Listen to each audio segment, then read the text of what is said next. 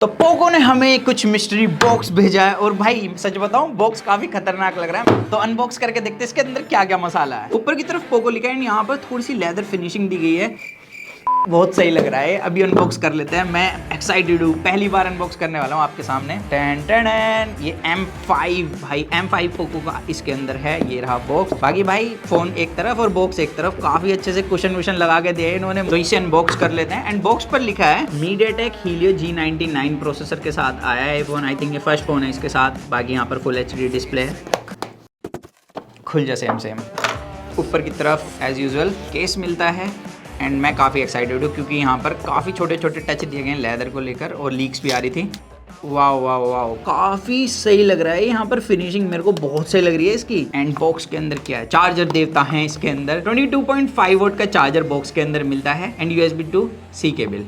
Good. तो box के अंदर यही सब है। अब ये फोन हमने कल अनबॉक्स किया था एंड मैक्सिमम लोगों को इसका जो डिजाइन है वो काफी सही लगा। अब ऐसा इस वजह से क्योंकि यहाँ पर जो आपको बैक में लेदर लाइट फिनिशिंग दी गई है, ये मैक्सिमम लोगों को पसंद आती है इंक्लूडिंग मी। और यहाँ पर ये लेदर लाइट फिनिशिंग इसलिए क्योंकि बैक में है प्लास्टिक ही, लेकिन यहाँ पर जो फिनिशिंग दी गई है लेदर टच में मिलती है। और जब आप इस फोन को हाथ में होल्ड करोगे, एक तो लाइट वेट है, साथ ही यहाँ पर भाई आपको प्लास्टिक की फील भी आएगी। बाकी इस फोन के अंदर एक चीज कमाल की है कि ये अपने पैरों पर खड़ा हो सकता है, क्योंकि यहाँ पर जो साइड का फ्रेम है ये फ्लैट मिलता है इस फोन के अंदर। और इस फोन में ऊपर की तरफ 3.5 mm जैक का गड्ढा भी है। और इस फोन के अंदर मोनो स्पीकर्स दिए हैं जिसकी साउंड क्वालिटी अच्छी है। अब यहाँ पर आता है मेरा इस फोन का फेवरेट पार्ट, वो है इसका प्रोसेसर। ये पहला फोन है इस प्राइस रेंज के अंदर जिसके अंदर MediaTek G99 प्रोसेसर दिया, और ये नया प्रोसेसर है भाई। एंड इस प्राइस रेंज के आपने फोन देखेंगे हर किसी के अंदर स्नैपड्रैगन 695 मिल रहा है। और अगर मैं 695 से इसे ऑन पेपर भी कंपेयर करूं तो एक तो इसकी जो FinFET प्रोसेस है वो 6 nm पर है और 695 है 11 nm पर। तो यहाँ पर एक मेजर डिफरेंस यही आ जाता है। तो ये कम पावर कंज्यूम करता है उसके कंपैरिजन में। बाकी यहाँ पर CPU की बात करूं, GPU की बात करूं,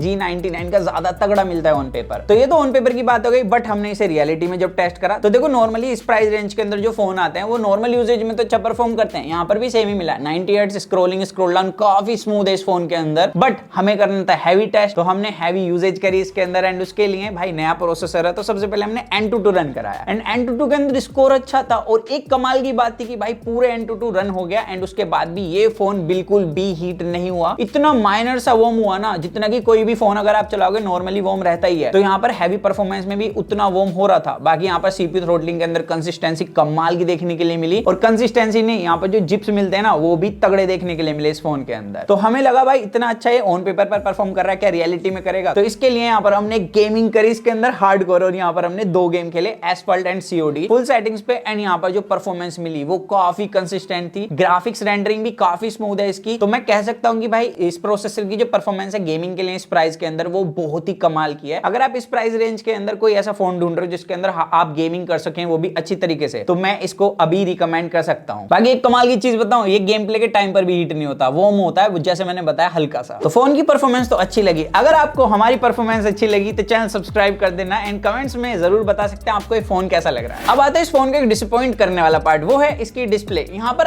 IPS LCD पैनल दिया गया है फुल HD प्लस, वो भी 90 हर्ट्ज के रिफ्रेश रेट के साथ। अब इस प्राइस रेंज के अंदर ना 2 तरीके की डिस्प्ले हैं, या तो आप IPS LCD पैनल ले लो हाई रिफ्रेश रेट के साथ, या आप AMOLED पैनल ले लो 60 हर्ट्ज के साथ। अब ये तो ठीक है, बट यहाँ पर क्या है कि एक तो पंच होल हो सकता था, दूसरा यहाँ पर जो क्वालिटी है डिस्प्ले की, अगर आप किसी से कंपेयर नहीं कर रहे, आप IPS LCD पैनल यूज करते हो आ रहे हो, तो आपको इतना डिफरेंस नोट नहीं होगा। बट यहाँ पर विंग एंगल्स की बात करूँ ना, तो इस फोन के विंग एंगल्स मेरे को वीक लगे हैं अगर मैं किसी दूसरे IPS LCD पैनल से कंपेयर करूँ। एंड यहाँ पर नेक्स्ट अगर बात करी जाए तो इसकी जो कलर एक्यूरेसी है डिस्प्ले की वो भी मेरे को वीक लगी है दूसरी डिस्प्लेस के कंपैरिजन। बाकी AMOLED पैनल के साथ ना अदर कॉम्पिटिटर जो आपको मिलते हैं, एक तो Redmi Note 11 हो गया, एक हो गया Motorola G52, उनमें जो आपको पैनल दिया गया वो काफी ज्यादा कमाल का है। लेकिन वहां पर आपको कॉम्प्रोमाइज ये करना होगा, जैसे इसके अंदर परफॉर्मेंस मिलती है तगड़ी वाली, वहां पर उतनी अच्छी परफॉर्मेंस नहीं मिलती, ना ही हाई रिफ्रेश रेट। अब इस फोन के अंदर IPS LCD पैनल है, तो यहाँ पर आपको साइड माउंटेड फिंगरप्रिंट सेंसर दिया है एंड इसकी स्पीड मेरे को ठीक लगी। बाकी जैसे मैंने बताया था इस फोन के अंदर 90 हर्ट्ज का रिफ्रेश रेट है, और अगर आप इसे स्क्रॉल अप स्क्रॉल डाउन करोगे तो काफी अच्छा परफॉर्म करता है। और इसके अंदर Android 12 है MIUI 13 के साथ, और UFS 2.2 की storage and DDR4X RAM. But उसके बाद भी जब आप इसे ऐप ओपनिंग क्लोजिंग करोगे इसके अंदर, लाइक मैं किसी ऐप को पहली बार ओपन कर रहा हूं तो ये स्लाइटली डिले लेता है ऐप ओपन करने में। किसी भी एप्लीकेशन को आप ओपन करो नॉर्मल से नॉर्मल, हैवी से हैवी, बट एक बार अगर रैम के अंदर वो एप्लीकेशन ओपन हो गई और फिर अगर आप ऐप ओपन करोगे तो काफी फास्ट हो जाता है। तो रैम मैनेजमेंट तो अच्छा है, लेकिन यहाँ पर अगर मैं बात करूं तो MIUI 13 को थोड़ी सी पॉलिशिंग की जरूरत है इसके अंदर। और इसके अलावा भी मैंने काफी सारी चीजें और भी फेस करी हैं, जैसे कि मैं YouTube प्ले कर रहा था, YouTube पर जब मैं लैंडस्केप मोड से नॉर्मल मोड पे स्विच हो रहा था तो वहां पर भी काफी ज्यादा डिले देखने के लिए मिल रहा है इस फोन के अंदर। तो इन चीजों को थोड़ा सा पॉलिश करने की जरूरत है। बाकी जैसे मैंने बताया कि इस फोन का प्रोसेसर तो काफी कैपेबल है, तो वो इसको अच्छे से हैंडल कर सकता है। तो ये सॉफ्टवेयर ग्लिच है थोड़ा सा। अब पोको के थोड़े कैमरास की बात कर ली जाए तो फ्रंट में 8 मेगापिक्सल का सेल्फी कैमरा है, तो बैक में 50 मेगापिक्सल का मेन कैमरा। बाकी ये जो दो कैमरा देख रहे हो ना, 2-2 मेगापिक्सल के हैं, जिन्हें ना मैं यूज करने वाला ना ही आप करने वाले। अब यहाँ पर हमने जितनी फोटोज कैप्चर करी फ्रंट बैक दोनों ही कैमरा से, जो शार्पनेस है काफी कमाल की। यहाँ पर लाइट कंट्रोल अच्छा देखने के लिए मिलता है, पोर्ट्रेट मोड के अंदर एज डिटेक्शन भी डिसेंट देखने के लिए मिलता है। बट यहाँ पर सीन क्या है कि फ्रंट कैमरे में जब आप अपने हाथ को काफी अच्छे से होल्ड करके फोटो कैप्चर करोगे जब तो ये शार्प इमेज लेता है, लेकिन अगर आप कार के अंदर हो, थोड़ा ट्रैवल कर रहे हो, लो लाइट के अंदर फोटो कैप्चर कर रहे हो, तो ये काफी ब्लरी इमेजेस शो करेगा आपको, क्योंकि इसकी जो फ्रंट कैमरे की शटर स्पीड है वो थोड़ी सी स्लो है। अब यहाँ पर बैक कैमरे के साथ ऐसा सीन नहीं है, आप इससे मस्त तेजी से फोटो कैप्चर कर सकते हो, काफी अच्छी फोटो कैप्चर कर देता है। और मैंने जान करना व्हाइट टी शर्ट पहनी थी ये देखने के लिए कि लाइट कंट्रोल कितना अच्छे से करता है। तो यहाँ पर लाइट कंट्रोल अच्छा है, लेकिन सिर्फ HDR मोड के अंदर, और HDR मोड आपको इस फोन के अंदर बार बार इनेबल करना होगा। अगर आप ऐप से बाहर जाओगे तो फिर से डिसेबल हो जाएगा। तो ये मेरे को एक छोटी सी प्रॉब्लम लगी इस फोन के अंदर। तो मेरे हिसाब से ऐसा होना चाहिए था, अगर आप ऑटो पर HDR को इनेबल करते हो तो वो ऑटो पर ही रहना चाहिए, क्योंकि मैं बार बार इनेबल नहीं करता किसी भी फोन के अंदर। अब ये फोन है 4G, और यहाँ पर नेटवर्क कनेक्टिविटी की बात करें तो इस फोन के अंदर मेरे को 4G प्लस कहीं भी देखने के लिए नहीं मिला है। हालांकि इसकी जो कॉलिंग क्वालिटी है वो ठीक है, यहाँ पर मेरे को कॉल ड्रॉप वगैरह नहीं देखने के लिए मिला इस फोन के अंदर, बट 4G प्लस नहीं मिलता इसमें। और काफी लोग पूछते हैं क्या कॉल रिकॉर्डिंग कर सकते हैं, तो कर सकते हो, इसके अंदर गूगल डायलर है, लेकिन सामने वाले को पता लग जाएगा। बाकी ये फोन 5000 mAh की बैटरी के साथ आता है विद 22.5 वोट फास्ट चार्जर। अब यहाँ पर चार्जर इसलिए बोला क्योंकि ये चार्जिंग 18 वोट की सपोर्ट करता है, और इसे चार्ज करके तो हमने नहीं देखा, लेकिन यहाँ पर जो बैटरी बैकअप है,